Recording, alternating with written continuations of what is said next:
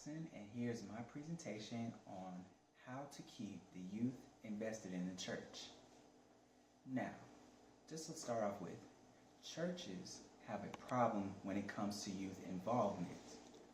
And Miss Riley, did you know that 2/3 of those who attend church as teenagers, in specific, about 66% drop off they drop out as they transition into adulthood. But also, among those who stay, 54% say they have regular responsibilities. That was only the case for 15% of those who had dropped out. But there are some things that churches can think about doing while the youth are transitioning from school to the real world. But when the word transition, when you think of that word, do you really know what it means? Well, in case you don't, here's the word in general. The general definition is a change or shift from one state, subject, and or place to another. And one thing I just wanted to mention, and also when I brought it to my mom, it was a good idea for her. You know, when we're in church, they have us do like surveys and stuff on spiritual welfare. It's with the adults though. But the youth, they don't get any opportunities with that. Now in general, I don't know if this sounds a little too hasty or shady, but it's also, with us as the youth, I know we don't have the best, decisions, and also just, we don't have the best expectations. We don't know what to do or what our duties to fulfill in, especially within the church.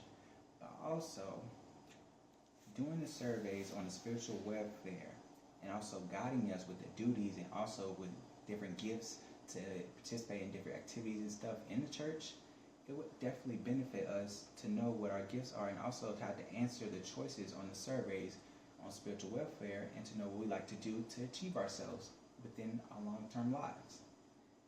But also, it would be a good idea to offer the same surveys to youth in order to explore their options and figure out their gifts and use them in the most positive way to please God with excellence.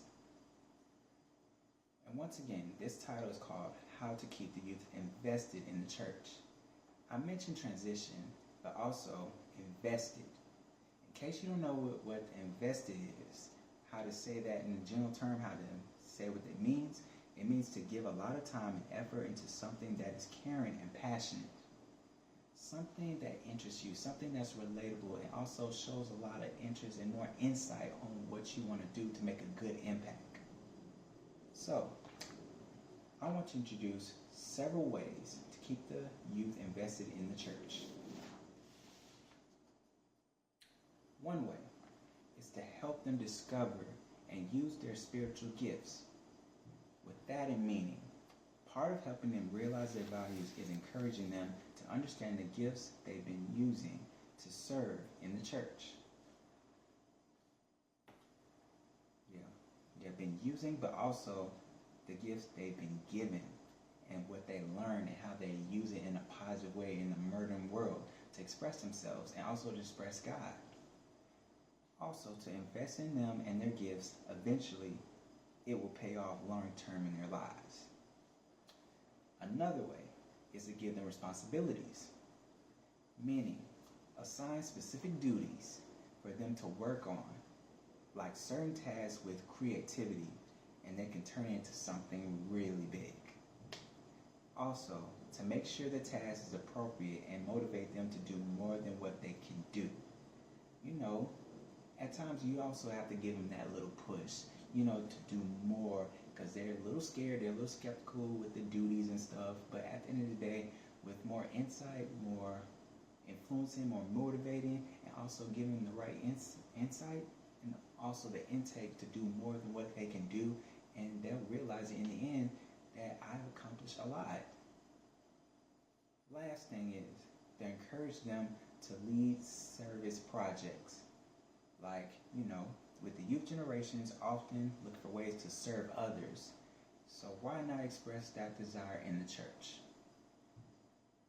One other thing is to offer opportunities to assist with community services for the benefit and betterment of the community.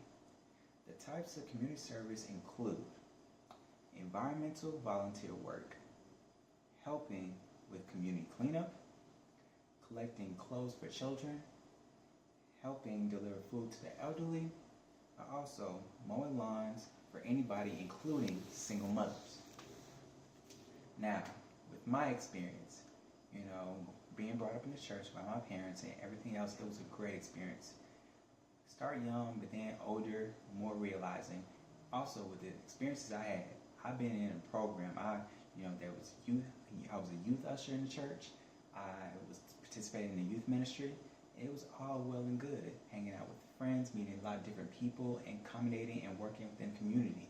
I was also in a program called Legacy Program with Bishop Eddie L. Long's son, Edward Long, and many other male leaders that was in that program, and it really benefited me and teach me how to work within community and make a good, better cause and make an impact.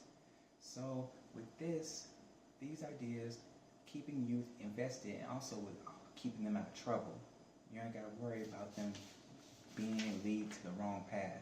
You can keep them on that good path and keep them within the church, not only changing and also make sure the language is good for them and make sure it's relatable, but also to imagine what they can do to make an impact within themselves and everybody in the whole area or in the whole wide world if you think. But no, we can do it. We're on it. So thank you so much for your time.